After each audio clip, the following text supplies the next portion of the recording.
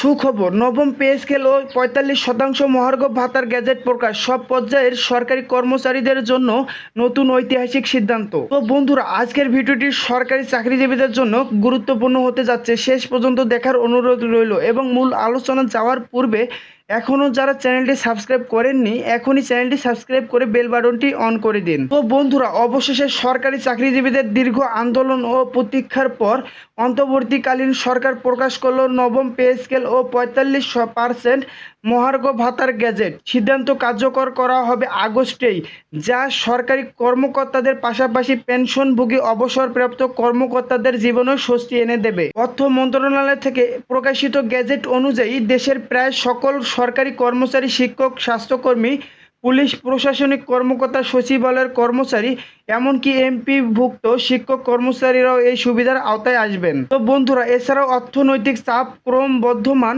মূল্যস্ফীতি, দ্রব্যমূল্যের লাগামহীন ঊর্ধ্বগতি, বাসা ভাড়া, চিকিৎসা ও শিক্ষার অতিরিক্ত ব্যয় সব মিলিয়ে সরকারি চাকরিজীবীদের জীবনে নেমে এসেছিল চরম দুর্ব্যবস্থা।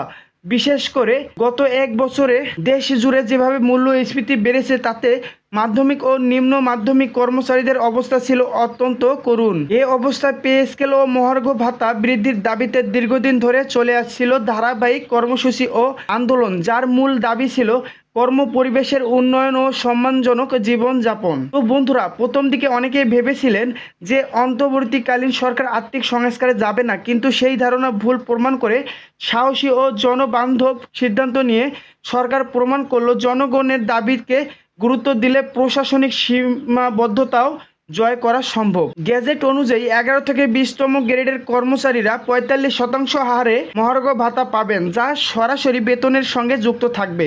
বেতন কাঠামো নতুনভাবে পুনর্নির্ধারণ করা হয়েছে, যাতে প্রতিটি গ্রেডে উল্লেখযোগ্য হারে বেতন বাড়বে। আর প্রথম থেকে দশম গ্রেডের কর্মকর্তাদের জন্য অতিরিক্ত ইনক্রিমেন্ট, বোনাস এবং পদোন্নতির সুযোগ সম্প্রসারণ নিয়েও আলোচনা চলছে। ভিডিওটি চলাকালীন এখনও যারা চ্যানেলটি সাবস্ক্রাইব করেননি, এখনই চ্যানেলটি সাবস্ক্রাইব করে বেল বাটনটি অন করে দিন। তো বন্ধুরা, অবসরপ্রাপ্ত পেনশনভোগীরাও থাকছেন এই সুবিধার অন্তর্ভুক্ত।